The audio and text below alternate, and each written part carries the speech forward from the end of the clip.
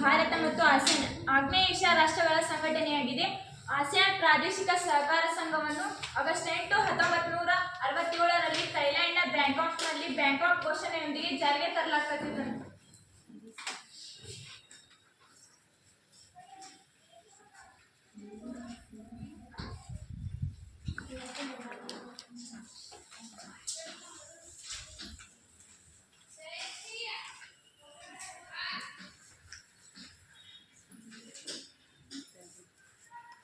ASEAN ಪ್ರಾದೇಶಿಕ ಸಹಕಾರ ಸಂಘವನ್ನು ಆಗಸ್ಟ್ 8, 1967ರಲ್ಲಿ ಥೈಲ್ಯಾಂಡ್ನ ಬ್ಯಾಂಕಾಕ್ನಲ್ಲಿ ಬ್ಯಾಂಕಾಕ್ ಘೋಷಣೆಯೊಂದಿಗೆ ಜಾರಿಗೆ ತರ್ತೈತಿ. ಮತ್ತು ರಾಜಕೀಯ ಥೈಲ್ಯಾಂಡ್ನ ರಾಜಧಾನಿ ಯಾವುದು?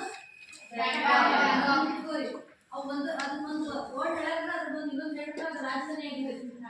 ಥೈಲ್ಯಾಂಡಿನ ರಾಜಧಾನಿ ಬ್ಯಾಂಕಾಕ್. ಅರ್ಥಾಯ್ತು? ಥೈಲ್ಯಾಂಡಿನ ರಾಜಧಾನಿ ಬ್ಯಾಂಕಾಕ್. ಆ ಬ್ಯಾಂಕಾಕ್ ಒಳಗಡೆ ಆಸಿಯಾನ್ ರಾಷ್ಟ್ರದ ಒಕ್ಕೂಟ ಸ್ಥಾಪನೆ ಆಗಿದೆ.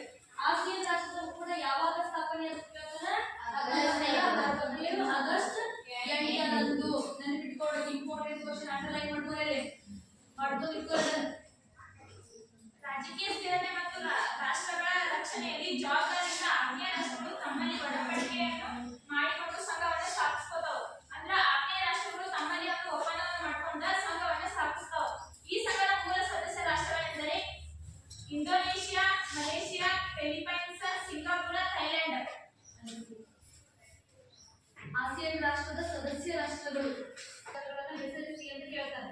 ನಿಧಿಗಳು 60 ಸದಸ್ಯ ರಾಷ್ಟ್ರಗಳನ್ನು ಹೆಸರಿಸಿ ಕೇಳ್ತಾರೆ. ಇಂಪಾರ್ಟೆಂಟ್ ಅಂತ ನೆನಪಿಟ್ಕೊಳ್ಳಿ. ಆಸಿಯಾನ್ ರಾಷ್ಟ್ರದ ಸದಸ್ಯ ರಾಷ್ಟ್ರಗಳು ಒಂದೊಂದೇ ಬಿಟ್ಕೋಬೇಕು. ಪೆನ್ನ ಬುಕ್ ಕೈಯಾಗಿರಿ, ಬರ್ಕೋರಿ. ಆಸಿಯಾನ್ ರಾಷ್ಟ್ರದ ಸದಸ್ಯ ರಾಷ್ಟ್ರಗಳು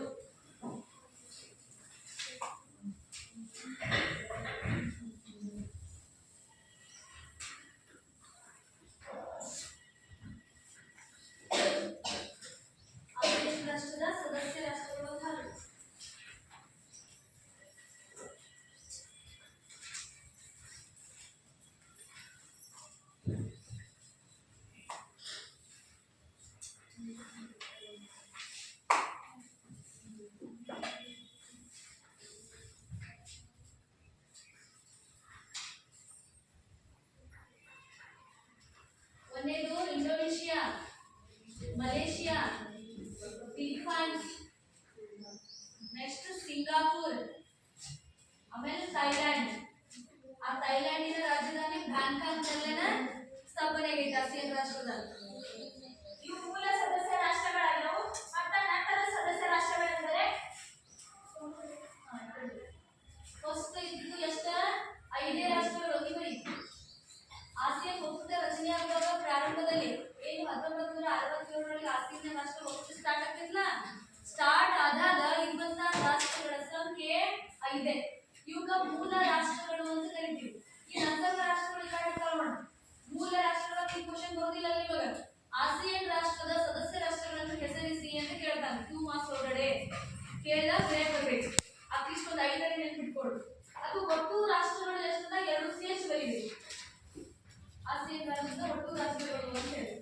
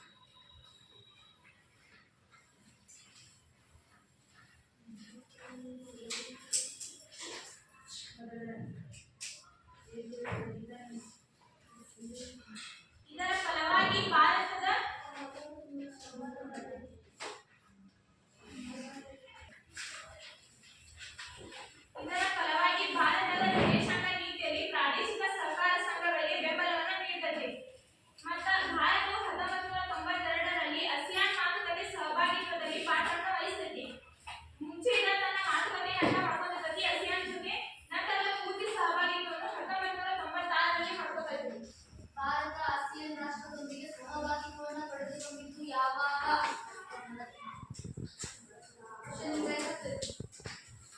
ಭಾರತ ಆಸಿಯಾನ್ ರಾಷ್ಟ್ರದೊಂದಿಗೆ ತನ್ನ ಸಹಭಾಗಿತ್ವವನ್ನು ಪಡೆದುಕೊಂಡಿದ್ದು ಯಾವಾಗ? 1996ರಲ್ಲಿ.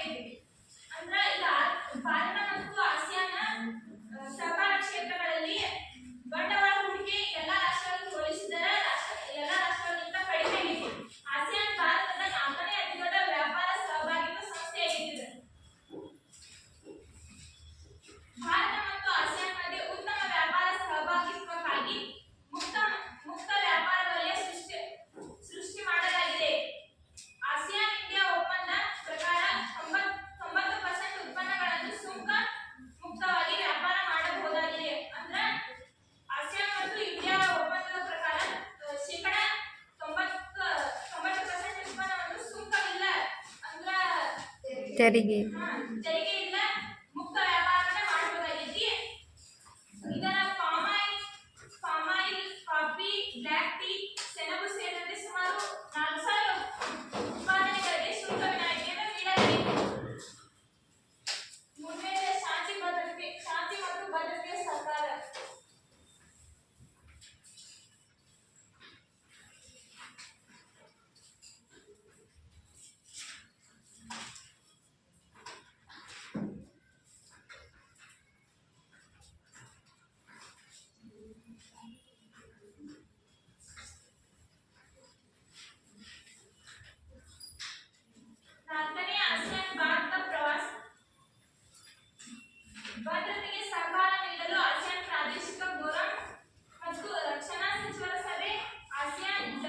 ಮಾನವ ರಕ್ಷಣಾ ಫೋರಂ ಇತ್ಯಾದಿಗಳಲ್ಲಿ ಭಾರತ ಭಾಗವಹಿಸಿದೆ. ಪ್ರಾದೇಶಿಕ ಸಹಕಾರದ ಜೊತೆಗೆ ಪ್ರಾದೇಶಿಕ ಅಭಿವೃದ್ಧಿಗೆ, ಸುರಕ್ಷತೆ, ಪ್ರಗತಿ ಮತ್ತು ಶಾಂತಿಗೆ ಹೆಚ್ಚಿನ ಉತ್ತೇಜನವನ್ನು ನೀಡುತ್ತದೆ. ಮತ್ತು ಆಸಿಯಾನ್ ಏಷ್ಯಾ ಪೆಸಿಫಿಕ್ ಶಾಂತಿ ಮತ್ತು ಭದ್ರತೆಗೆ ಬದ್ಧವಾಗಿದೆ. ಡಿಸೆಂಬರ್ 2012ರಲ್ಲಿ ಆಸಿಯಾನ್ ಭಾರತ ಸಹಭಾಗಿತ್ವದಲ್ಲಿ ಶಾಂತಿ ಮತ್ತು ಪ್ರಗತಿ ಹಂಚಿಕೆ ಎಂಬ ವಿಷಯ ಕುರಿತು ಭಾರತದಲ್ಲಿ 10ನೇ ಶೃಂಗಸಭೆ ಮತ್ತು 20ನೇ ಮಾತುಕತೆಯ ನೆನಪಿಗಾಗಿ ನವದೆಹಲಿಯಲ್ಲಿ ಕಾರ್ಯಕ್ರಮವನ್ನು ನಡೆಸುತ್ತಾರೆ. ಇದ ಆಸಿಯಾನ್ ಮತ್ತು ಭಾರತ ಸಹಭಾಗಿತ್ವದಲ್ಲಿ ಶಾಂತಿ ಮತ್ತು ಪ್ರಗತಿಯನ್ನು ಹಂಚಿಕೆ ಮಾಡಲು ಭಾರತದಲ್ಲಿ 10ನೇ ಶೃಂಗಸಭೆ 20ನೇ ಮಾತುಕತೆಯ ನೆನಪಿಗಾಗಿ ನವದೆಹಲಿಯಲ್ಲಿ ಕಾರ್ಯಕ್ರಮವನ್ನು ನಡೆಸಲಾಗುತ್ತದೆ. 2000 ಡಾಕ್ಟರ್ ಮನಮೋಹನ್ ಸಿಂಗ್ ಅವರು ಭಾರತದ ಪ್ರಧಾನಮಂತ್ರಿ. ಅವಾಗ ಅದರ ಆಸಿಯಾನ್ ರಾಷ್ಟ್ರ ಭಾರತದೊಂದಿಗೆ ಸಹಭಾಗಿತ್ವವನ್ನು ಪಡೆದುಕೊಂಡಿರುವ ಸಂಭ್ರಮವನ್ನು ಆಚರಣೆ ಮಾಡಿಕೊಳ್ಳುವ ಸಲುವಾಗಿ ಅದರ ಒಂದು ಸವಿ ನೆನಪಿಗಾಗಿ 2012 ಒಳಗಡೆ ಏನ್ ಮಾಡ್ತಾರ 20ನೇ ಮಿಷನ್ ಮಾಡಿರ್ತಿಲ್ಲ ನಾವು, ಹೌದಾ? ಆ 2012 ಒಳಗಡೆ ಏನ್ ಮಾಡ್ತಾರ ಅದನ್ನ ನೆನಪು ನಾವು ಯಾವ ರೀತಿ ಸ್ನೇಹ ಸಂಬಂಧವನ್ನು ಇಟ್ಕೊಂಡಿದ್ವಿ, ಭಾರತದೊಳಗಡೆ ಯಾವ ರೀತಿ ಮುಕ್ತ ವ್ಯಾಪಾರಗಳಿಗೆ ಅವಕಾಶಗಳನ್ನ ಕೊಟ್ಟಿವಿ, ಇತರ ರಾಷ್ಟ್ರಗಳೊಂದಿಗೆ ನಾವು ಯಾವ ರೀತಿ ವ್ಯಾಪಾರ ವಹಿವಾಟುಗಳನ್ನ ಮಾಡ್ಕೋಬಹುದು ಅಂತ ಹೇಳಿ ಅದರ ಸವಿ ನೆನಪಿಗಾಗಿ 2012 ಭಾರತದ ನವದೆಹಲಿ ಒಳಗಡೆ ಏನ್ ಮಾಡ್ತಾರ ಇದರ ಒಂದು ಸಭೆಯನ್ನ ಕರೀತಾರೆ. ಅದರ ಒಂದು ಮಾತುಕತೆಗಳನ್ನ ನಡೆಸ್ತಾರೆ. ಇಲ್ಲಿ ಕ್ಲಿಯರ್ ಮಾಡ್ತಾರೆ. 20ನೇ ಶೃಂಗಸಭೆಯ ಸವಿ ನೆನಪಿಗಾಗಿ ವಾರ್ಷಿಕ ಸ್ನೇಹ ಸಮ್ಮೇಳನವನ್ನು ಆಯೋಜನೆ ಮಾಡ್ತಾರೆ. ಅಂದಿನ ಪ್ರಧಾನಮಂತ್ರಿ ಡಾಕ್ಟರ್ ಮನಮೋಹನ್ ಸಿಂಗ್ ಅವರು. ಇದು ಕ್ಲಿಯರ್? 20ನೇ ಮಿಷನ್ ಶೃಂಗಸಭೆ 20ನೇ ಮಿಷನ್ ಮಾತುಕತೆ 2012 ನವದೆಹಲಿಯಲ್ಲಿ. 4ನೇದ ಪ್ರವಾಸೋದ್ಯಮ ವಲಯ.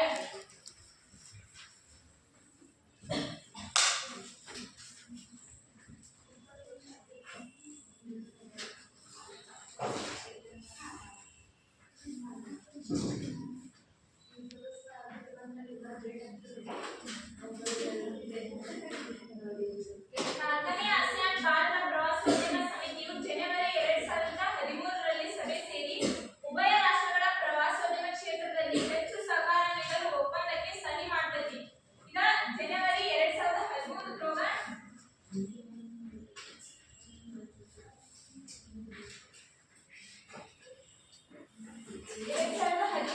ಪ್ರವಾಸೋದ್ಯಮ ಕ್ಷೇತ್ರದಲ್ಲಿ ಹೆಚ್ಚು ಸಹಕಾರ ನೀಡಲು ಒಪ್ಪಂದಕ್ಕೆ ಸಹಿ ಮಾಡ್ಕೊತೈತಿ. ಇದೇ ಸಂದರ್ಭದಲ್ಲಿ WW ಇಂಡಿಯನ್ ಆಸಿಯಾನ್ ಆರ್ಗನೈಸೇಷನ್ ಎಂಬ ಪ್ರವಾಸೋದ್ಯಮ ವೆಬ್ಸೈಟ್ ಅನ್ನು ಆರಂಭಿಸುತ್ತೈತಿ. ಆಸಿಯಾನ್ 7 ರಾಷ್ಟ್ರಗಳಿಗೆ ವೀಸಾ ವಿನಾಯಿತಿಯನ್ನು ನೀಡಲಾಗಿದೆ. ಅವುಗಳೆಂದರೆ ವೀಸಾ ಅಂದ್ರ ಈಗ ಒಂದು ರಾಷ್ಟ್ರದಿಂದ ಇನ್ನೊಂದು ರಾಷ್ಟ್ರಕ್ಕೆ ವಿಮಾನದಲ್ಲಿ ಸಂಚರಿಸಬೇಕಾಗ ವೀಸಾ ಬೇಕಾಗ್ತೈತಿ. ಆ ವೀಸಾವನ್ನು ಪಡೆದುಕೊಂಡಿರುವ ರಾಷ್ಟ್ರಗಳೆಂದರೆ ಲಾವೋಸ್,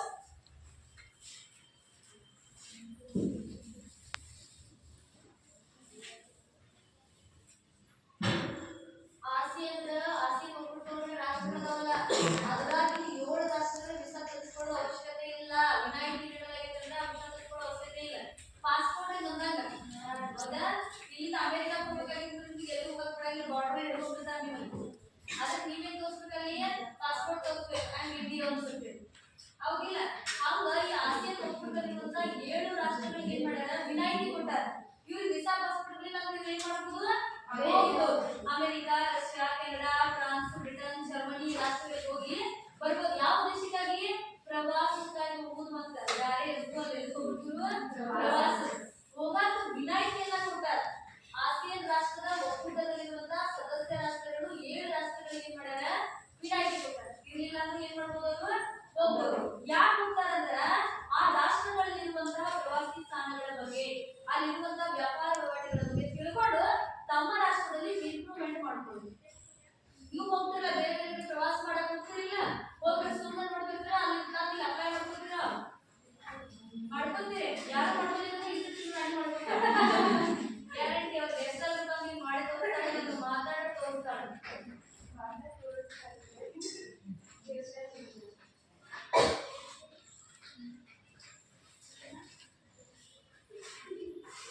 7 ರಾಷ್ಟ್ರಗಳು ವೀಸಾ ವಿನಾಯಿತಿಯನ್ನು ಪಡೆದುಕೊಂಡವು. 5ನೇದಾಗಿ ಸಮ್ಮೇಳನ